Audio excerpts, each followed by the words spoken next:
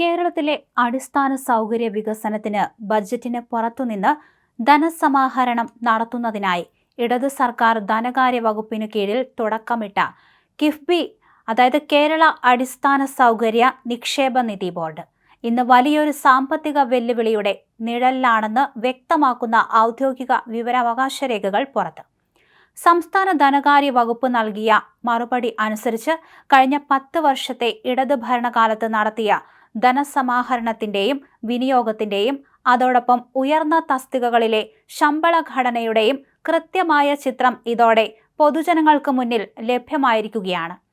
വൻതോതിലുള്ള വായ്പകളിലൂടെയാണ് കിഫ്ബി സംസ്ഥാനത്തെ അടിസ്ഥാന സൗകര്യ വികസനത്തിന് പണം കണ്ടെത്തിയത്.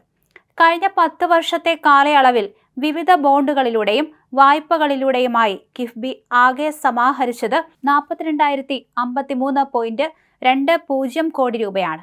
NABARD, SBI, Indian Bank, masala bond, ഹഡ്കോ തുടങ്ങിയ പ്രമുഖ ധനകാര്യ സ്ഥാപനങ്ങളിൽ നിന്നാണ് കിഫ്ബി ഈ വികസന ഫണ്ട് സ്വരൂപിച്ചിട്ടുള്ളത്. എന്നാൽ ഈ തുകകളിൽ ഭൂരിഭാഗവും 7% മുതൽ കൺവെൻഷണൽ ട്രഷറി നിരക്കുകൾ വരെയുള്ള ഉയർന്ന പലിശയ്ക്കാണ് ലഭ്യമാക്കിയിട്ടുള്ളത് എന്നത് വരും വർഷങ്ങളിലെ സാമ്പത്തിക ഭാരം ഇരട്ടിയാക്കും. സമാഹരിച്ച തുകയുടെ വലിയൊരു ഭാഗം വരും വർഷങ്ങളിൽ തിരിച്ചടയ്ക്കേണ്ടതുണ്ട് എന്ന വലിയ വെല്ലുവിളിയാണ് കിഫ്ബിക്ക് മുന്നിലുള്ളത്. വിവരാവകാശ രേഖകൾ പ്രകാരം 2026 മാർച്ച് 31 വരെയുള്ള കാലയളവിൽ 9,865.73 കോടി രൂപ മാത്രമാണ് കിഫ്ബിക്ക് തിരിച്ചടയ്ക്കാൻ സാധിച്ചിട്ടുള്ളത്. ഈ തിരിച്ചടവ് കഴിഞ്ഞ് നിലവിൽ കിഫ്ബിയുടെ ആകെ കടബാധ്യതയായി അവശേഷിക്കുന്നത് 32,187.47 കോടി രൂപയെന്ന ഭീമമായ തുകയാണ്. ഇത് വരും വർഷങ്ങളിൽ സംസ്ഥാനത്തിന്റെ ധനസ്ഥിതിയെ എങ്ങനെ ബാധിക്കുമെന്ന ചർച്ചകൾക്ക് വഴി തുറന്നിട്ടുണ്ട്. കിഫ്ബിയുടെ സാമ്പത്തിക ബാധ്യതകളുടെ ആഴം കൂട്ടുന്നത് വരും വർഷങ്ങളിലെ കടുത്ത തിരിച്ചടവ് കാലാവധികളാണ്.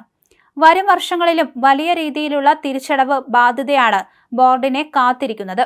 2026-27 സാമ്പത്തിക വർഷം മുതൽ 2030-31 വരെയുള്ള അടുത്ത 5 വർഷത്തേക്കായി മാത്രം ഏകദേശം 17,447 കോടി രൂപയുടെ തിരിച്ചടവാണ് കിഫ്ബി നടത്തേണ്ടി വരുന്നത്.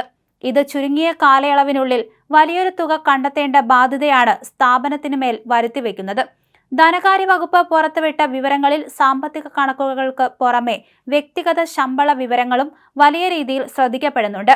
കിഫ്ബിയുടെ മുൻ CEO KM എബ്രാഹിമിന്റെ ശമ്പളവുമായി ബന്ധപ്പെട്ടതാണ് ഈ വിവരാവകാശ രേഖയിലെ ഏറ്റവും ശ്രദ്ധേയമായ കണ്ടെത്തലുകളിൽ ഒന്ന്. ജനുവരി 2018 മുതൽ മെയ് 2026 വരെയുള്ള അദ്ദേഹത്തിന്റെ ഔദ്യോഗിക കാലയളവിൽ ശമ്പള ഇനത്തിൽ മാത്രം ആകെ 3,42,89,720 രൂപയാണ് മുൻ CEO കൈപ്പറ്റിയത്. വർഷങ്ങളായുള്ള അദ്ദേഹത്തിന്റെ സേവന കാലയളവിൽ ഘട്ടം ഘട്ടമായിട്ടാണ് ഈ തുക കൈപ്പറ്റിയിട്ടുള്ളത്. ഉയർന്ന തസ്തികയിലുള്ള ഉദ്യോഗസ്ഥർക്ക് നൽകുന്ന ആനുകൂല്യങ്ങളുടെയും ശമ്പള ഘടനയുടെയും കൃത്യമായ വിവരങ്ങൾ പൊതുജനങ്ങൾക്ക് മുന്നിൽ ലഭ്യമാക്കാൻ ഈ വിവരാവകാശ രേഖയ്ക്ക് സാധിച്ചിട്ടുണ്ട്. KM എബ്രാഹിമിന്റെ ശമ്പള ഘടന പരിശോധിച്ചാൽ വർഷം തോറും വലിയ രീതിയിലുള്ള വർധനവ് അതിലുണ്ടായതായി കാണാം.